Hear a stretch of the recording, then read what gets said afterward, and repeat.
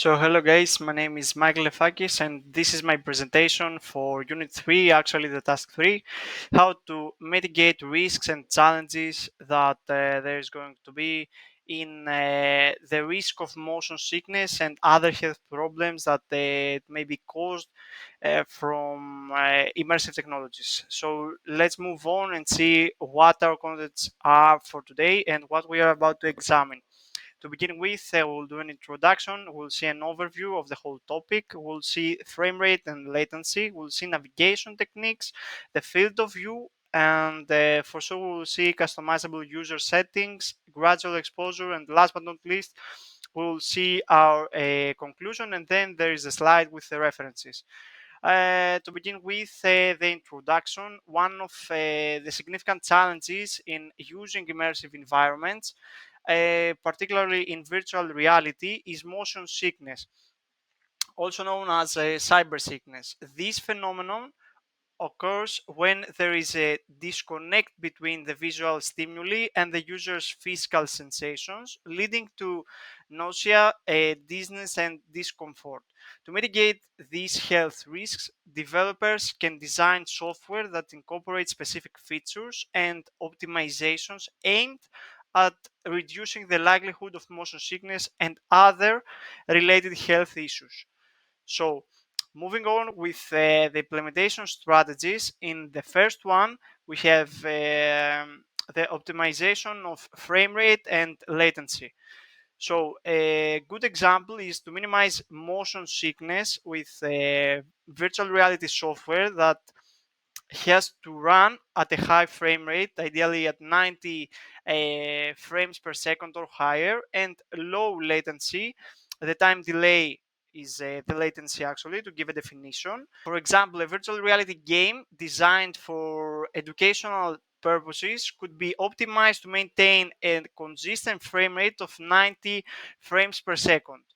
These smooth visual experiences this smooth visual experience reduces the likelihood of motion sickness by ensuring that the virtual environment responds instantly to the user's movements, maintaining alignment between what the user sees and feels.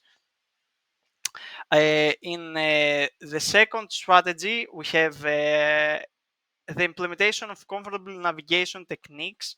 And to begin with, a concrete example is the traditional free roaming movements in virtual reality, and that can often trigger motion sickness. To combat this, developers can implement teleportation based navigations where users jump from one point to another instead of continuously moving through the virtual space. Uh, for instance, in a virtual museum experience, instead of walking through the exhibits, users could click on a location and instantly be transported there. This method significantly reduces motion sickness because it avoids the visual vestibular conflict that occurs with smooth, continuous movements and motion. In our second implementation, we can say that designing with field of view consideration is something crucial in order to avoid cyber sickness.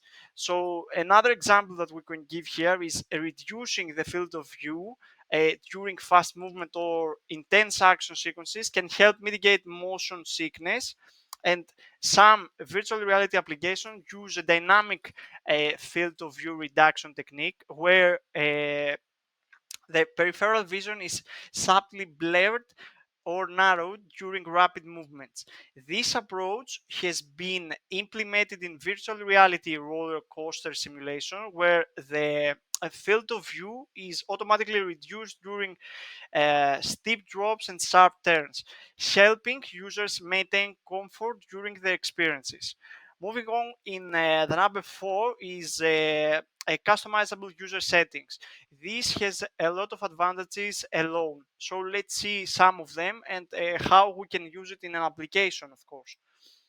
An example that we can give is that allowing users to customize their virtual reality experiences and or their experience, such as adjusting the speed of movement the field of view and visual effects can help them find a setting that minimize discomfort. For example, an educational virtual reality application that simulates historical battles could offer different movement options. For example, teleportation, smooth locomotion, and visual settings.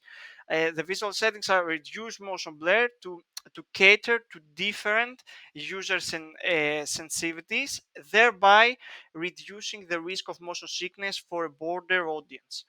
In the number five, and it's the gradual exposure, is that we can give an example for new users that are gradual exposure to virtual reality environments and can help them acclimate and reduce the risk of motion sickness over time.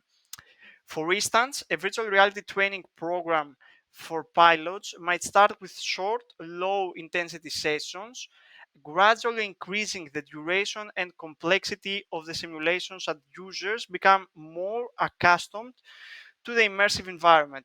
This staged approach helps build tolerance and reduces the incidence of motion sickness. To come to a conclusion, we can say that by developing software, this is optimized for high frame rates, low latency, and user comfort. And by implementing strategies such as teleportation-based navigation and customizable settings for user, developers can significantly reduce the risk of motion sickness and other health problems associated with immersive environments. These measures not only enhance user comfort but also contribute to the broader adoption and effectiveness of immersive technologies across various fields. Um, Thanks a lot for your attention. This is the slide with the references that I used and the text that I read. Thanks a lot. Hope to see you in another video.